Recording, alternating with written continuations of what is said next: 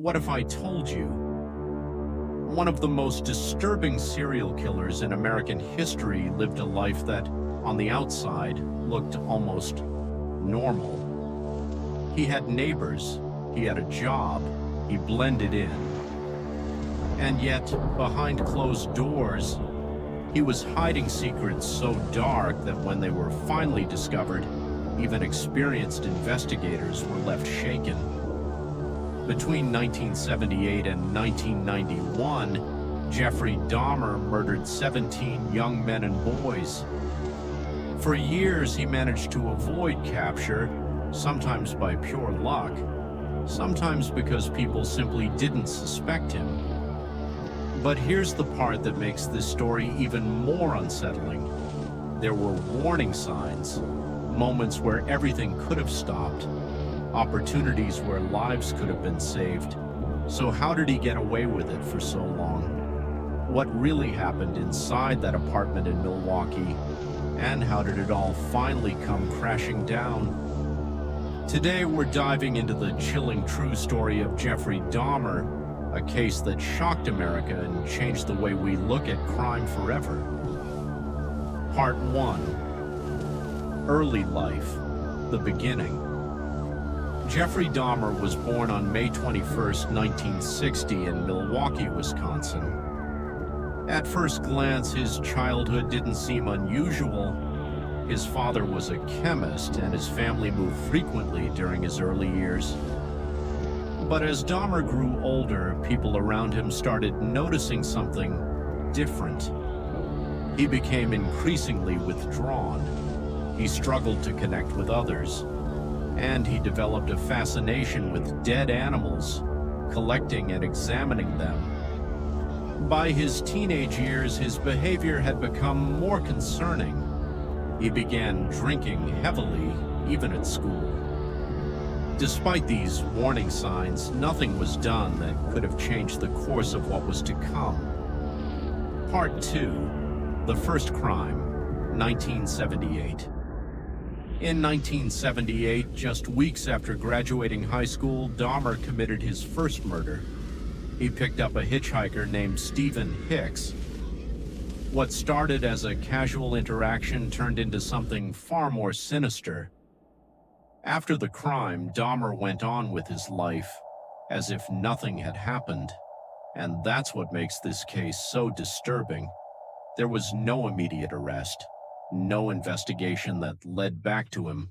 For years, he simply got away with it. Part 3. Years of silence, then escalation. After his first crime, there was a long gap. Dahmer joined the army, but his behavior led to his discharge. He moved between states, struggled with alcohol, and lived a mostly unstable life. Then in 1987, the killings started again, but this time they became more frequent. Dahmer would meet men in public places, malls, bars, bus stops, often offering money in exchange for photos or companionship. Once he gained their trust, he would bring them back to his apartment. From there, many never made it out. Part 4. How he avoided capture. One of the most shocking parts of this case is how long Dahmer avoided being caught. There were multiple close calls.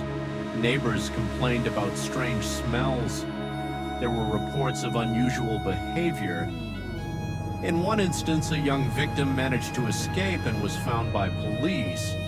But due to misunderstandings and poor judgment, he was returned to Dahmer, a decision that would later be heavily criticized.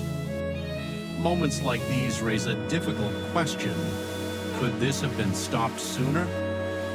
Part 5, the final victim, and the truth revealed. Everything changed on July 22, 1991. Dahmer met a man named Tracy Edwards, but this time, things didn't go as planned. Edwards became suspicious and managed to escape. He flagged down police officers and told them something was wrong. When officers entered Dahmer's apartment, they quickly realized this was no ordinary situation. Inside, they found evidence that confirmed their worst fears. The truth that had been hidden for over a decade was finally exposed. Part 6. Arrest and Confession. Jeffrey Dahmer was arrested on the spot. Soon after, he confessed to his crimes. Investigators worked to piece together the full scope of what had happened. The number of victims, the timeline, the details, it all painted a picture that shocked the entire country. During questioning, Dahmer spoke openly about his actions, showing little emotion. His case quickly became one of the most talked about criminal investigations in U.S. history. Part 7. Trial and Sentence. In 1992, Dahmer went to trial. He pleaded guilty but argued that he was mentally ill. The court had to decide, was he legally insane or fully responsible for his actions?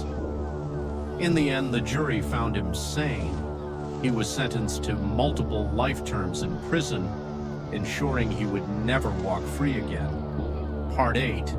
Prison and Death. Dahmer's time in prison didn't last long. In 1994, just 2 years after his sentencing, he was attacked by another inmate and died. His death brought a sudden end to a case that had already left a deep mark on the nation. Part 9. Impact and Lessons. The story of Jeffrey Dahmer is more than just a crime story. It exposed serious flaws in the system, missed warning signs, failures in law enforcement response, the importance of listening to victims and communities. It also sparked conversations about mental health, policing, and public awareness. Outro. Final thoughts. Jeffrey Dahmer's story is disturbing, not just because of what he did, but because of how long it went unnoticed. It's a reminder that sometimes the most dangerous individuals don't stand out. They blend in, they go unnoticed, and that's what makes stories like this so important to understand. If you found this video informative, make sure to like, subscribe, and share, because stories like this deserve to be told responsibly.